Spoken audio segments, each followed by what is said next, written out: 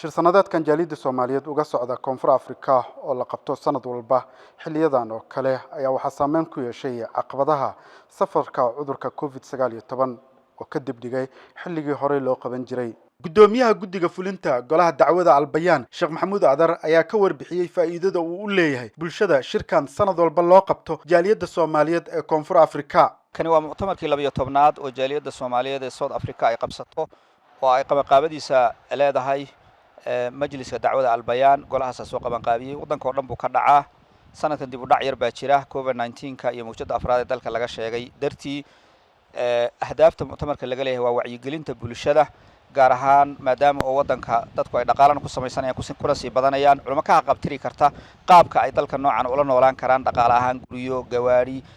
isbedelka adduunka ka dhacay masaa'ilka noocaas daqiiqa culimo garanaysa daa'irta oo kale tixgelin baa la siiyaa ku saabsan in culimo kaga qabtiri karta luqada ay ku hadlaan. Sheekh Engineer Suldaan Cabdiqani Qarane iyo Sheekh Cabdiraxiim Abulcayneen oo kamid ah culimada ka qayb qaadanaysa shir sanadeedkan 12aad ee jaaliyadda Soomaaliyeed ee Koonfur Afrika ayaa golaha dacwada Albayaan uga mahad celiyay sida ay had iyo jeer ugu taagan yihiin ku baraarujinta diinta Islaamka bulshada Soomaaliyeed. waxaan si gaar ah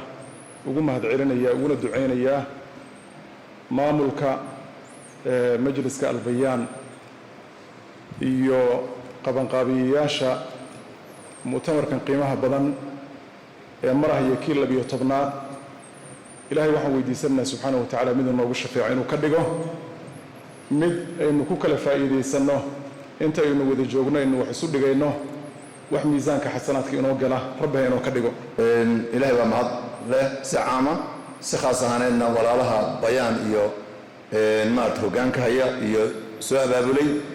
iyo bulshadan kale ee maartay ayaguna garab istaagay runtii South Africa in badan baan ku soo celceliyay intaan meel maray wax badan baan meel maray hal sifo khaas idin ku ah oo meelaha kale aan ku arag ayaa leedin ilaahay idin ziyaadiyo waxa weeye wadanka dhan ee ballaaran ee South Africa jaaliyadda Soomaaliyeed meel kasta ka joogaan jamciyadda kaliya matasha intaan aanu kulli ogahay jamciyadda kaliya matasha oo min daraf ila daraf wareegta oo wixii dhaca loo maartay loo soo gudbiyo ayaanu ku ogaa sidii miyeen ahayn wali Albayaan marka meelaha kale ku arki mayso meeshaas. safiirka safaaradda Soomaaliyeed ee Koonfur Afrika Danjire Maxamed Cali Mire oo ka hadlay furitaanka shir sanadeedka jaaliyadda oo lagu qabtay magaalada Johannesburg ayaa golaha dacwada iyo culimada ka qayb qaadanaysa ku dhiirigeliyay inay dhinacyo badan uga faa'iideeyaan shirkaani bulshada Soomaaliyeed ee guud ahaan ku dhaqan Koonfur Afrika. waxaan iyagana u mahadnaqayaa dalada culimada Albayaan ee soo qabanqaabisay shirka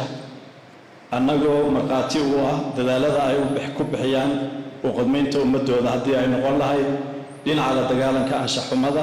toosinta iyo tarbiyadda ubadka baahinta diinta islaamka musaalaxada la dhex dhigo walaalaha oo shaydaanku khilaafaadka dhex dhigay iyo wixii gargaaridda masaakiinta iyo wixii la mid ah. shir sanadeedkan 12aad ee jaaliyadda Soomaaliyeed ee Koonfur Afrika oo xilligan ka socda dalka Koonfur Afrika ayaa lagu qaban doonaa 6 gobol oo kamid ah 9 gobol ee dalkani Koonfur Afrika. Mahad Maxamed Sheekh Universal TV Johannesburg Koonfur Afrika.